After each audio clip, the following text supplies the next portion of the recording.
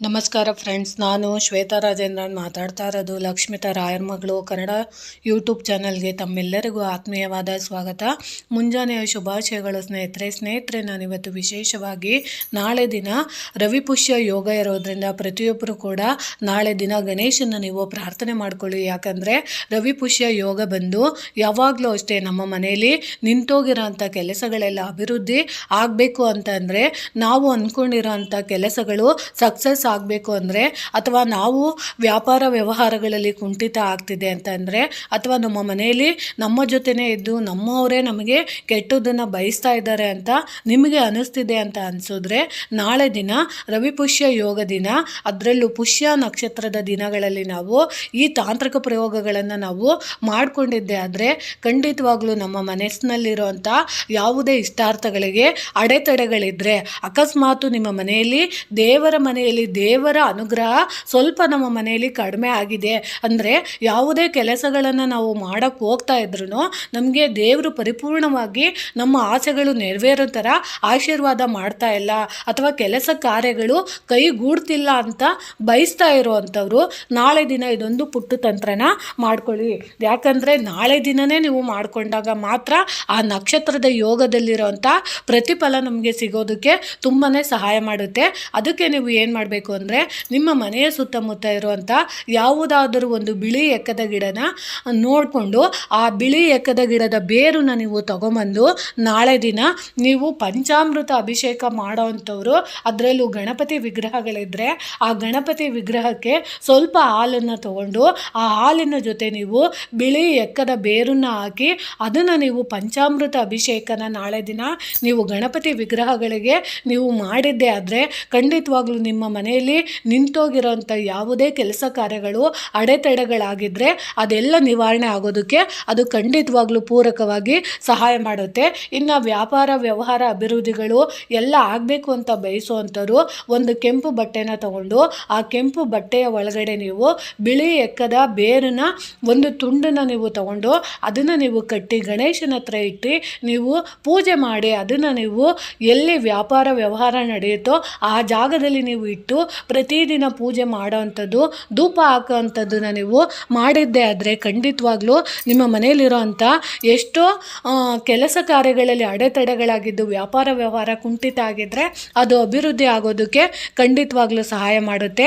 ಇನ್ನು ನಿಮ್ಮ ಮನೆಯಲ್ಲಿ ಯಾರೋ ನಮಗೆ ಮಾಟ ಮಂತ್ರನ ಮಾಡಿಸಿದ್ರ ಅನುಭವ ನಮ್ಗೆ ಆಗ್ತಿದೆ, ಅಥವಾ ನಮಗೆ ಗೊತ್ತಿಲ್ಲದಿದ್ದಂಗೆ ನಮ್ಮ ಮನೆಯಲ್ಲಿ ಋಣಾತ್ಮಕ ಬಾಧೆಗಳು ಜಾಸ್ತಿ ಇದೆ, ಪಾಸಿಟಿವ್ ಎನರ್ಜಿ ನಮ್ಮ ಮನೆಗೆ ಕಡಿಮೆ ಇದೆ ಅಂದರೆ, ಏನೋ ಒಂದು ಥರ ನಮ್ಮ ಮನೆಯಲ್ಲಿ ನಾವೇ ಇರೋಕ್ಕಾಗ್ತಾ ಇಲ್ಲ, ಮನಸ್ಸು ಸ್ಥಿಮಿತದಲ್ಲಿಲ್ಲ, ಮತ್ತು ಆರೋಗ್ಯದಲ್ಲಿ ಏರುಪೇರು ಆಗ್ತಿದೆ, ನಮ್ಮ ಮನೆಯವ್ರ ಜೊತೆ ಇರೋವಂಥ ಸದಸ್ಯರ ಜೊತೆ ನಾವು ಖುಷಿಯಾಗಿ ಏನಾದರೂ ಒಂದು ಹಬ್ಬನೋ ಅಥವಾ ಒಂದು ಮದುವೆನೋ ಅಥವಾ ಏನೋ ಒಂದು ಒಳ್ಳೆ ಕೆಲಸನ ಮಾಡಬೇಕು ಅಂದರೆ ಅದು ನಮಗೆ ಆಗ್ತಾನೆ ಇಲ್ಲ ಅಂತ ಪರಿತಪಿಸ್ತಾ ಇರೋವಂಥವ್ರು, ಅಥವಾ ಗಂಡ ಹೆಂಡತಿ ನಡುವೆ ಆಗಾಗ ತುಂಬ ಜಗಳ ಆಗ್ತಾ ಇರುತ್ತೆ, ಏನು ಮಾಡಿದ್ರು ಎಷ್ಟೇ ದುಡಿದ್ರೂ ಮನೆಗೆ ದುಡ್ಡು ಅನ್ನೋದು ಕೈಗೆ ನಿಲ್ತಾ ಇಲ್ಲ ಅಂತ ಅನ್ನೋರು, ನೀವು ಅವತ್ತಿನ ದಿನ ಏನು ಮಾಡಬೇಕು ಅಂದರೆ ವಿಶೇಷವಾಗಿ ಬಿಳಿ ಎಕ್ಕದ ಬೇರನ್ನು ನೀವು ತಗೊಂಬಂದು ಆ ಎಲ್ಲಿ ನಿಮ್ಮ ಮನೆಯಲ್ಲಿ ದೇವರ ಅಂದರೆ ನಿಮ್ಮ ಕುಲದೇವರನ್ನ ನೀವು ಪೂಜೆ ಮಾಡ್ತಾ ಇರ್ತೀರೋ ಅಲ್ಲಿ ನೀವು ಆ ಬೇರನ್ನು ನೀವು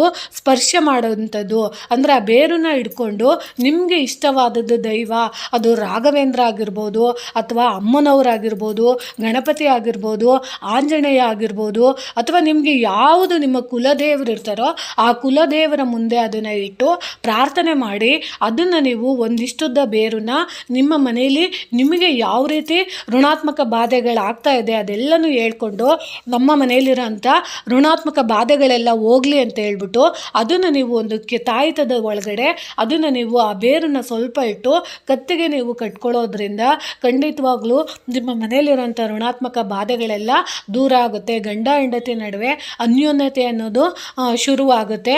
ಅಥವಾ ನಿಮ್ಮ ಮನೆಯಲ್ಲಿ ಯಾರಾದರೂ ಮಾಟ ಮಂತ್ರನ ಪ್ರಯೋಗ ಮಾಡಿ ನಮ್ಮ ನಮಗೆ ತುಂಬ ತೊಂದರೆ ಕೊಡ್ತಿದ್ದಾರೆ ಅಂತ ಅಂದರೆ ಆ ಯಂತ್ರದ ಪ್ರಭಾವದಿಂದ ನಿಮ್ಮ ದೇಹದಲ್ಲಿ ಏನಾದರೂ ಆರೋಗ್ಯ ಸಮಸ್ಯೆಗಳಿದ್ದರೆ ಅದು ದಿನ ದಿನ ಕ್ರಮೇಣ ಕಡಿಮೆ ಆಗುವಂಥದ್ದನ್ನು ಆ ಬೇರು ನಿಮಗೆ ಮಾಡೋವಂಥದ್ದು ಖಂಡಿತವಾಗ್ಲೂ ಆಗುತ್ತೆ. ಅದ್ರ ಜೊತೆಗೆ ಅದನ್ನು ನೀವು ಧಾರಣೆ ಮಾಡ್ಕೊಳ್ಳೋಕ್ಕಾಗಿಲ್ಲ ಅನ್ನೋರು ಮನೆಯಲ್ಲಿ ನೀವು ಕುಲದೇವರ ಮುಂದೆ ಒಂದು ತಾಮ್ರದ ತಟ್ಟೆನ ತಗೊಂಡು ಅದರ ಮೇಲೆ ಕೆಂಪು ಬಟ್ಟೆನ ಹಾಸಿ ಆ ಬೇರನ್ನ ಅಲ್ಲಿ ಇಟ್ಟು ಅದಕ್ಕೆ ನೀವು ಪೂಜೆ ಅಂತ ಮಾಡಿ ಮಂತ್ರಾಕ್ಷತೆ ಹೂಗಳನ್ನು ಹಾಕಿ ಅದನ್ನು ನೀವು ಪ್ರತಿದಿನ ಮುಟ್ಟಿ ನಮಸ್ಕಾರ ಮಾಡ್ಕೊಳ್ಳೋದ್ರಿಂದ ಖಂಡಿತವಾಗ್ಲೂ ನಿಮ್ಮ ಮನೆಯಲ್ಲಿರೋ ಅಂಥ ನೆಗೆಟಿವಿಟಿ ಏನೇ ಇದ್ರೂ ಅದು ಖಂಡಿತವಾಗ್ಲೂ ದೂರ ಆಗುತ್ತೆ ಅನ್ನೋದನ್ನ ನಾವು ಅರ್ಥ ಮಾಡಿಕೊಂಡು ಅದನ್ನು ನಾಳೆ ದಿನ ನೀವು ಮಾಡ್ಕೊಬೋದು.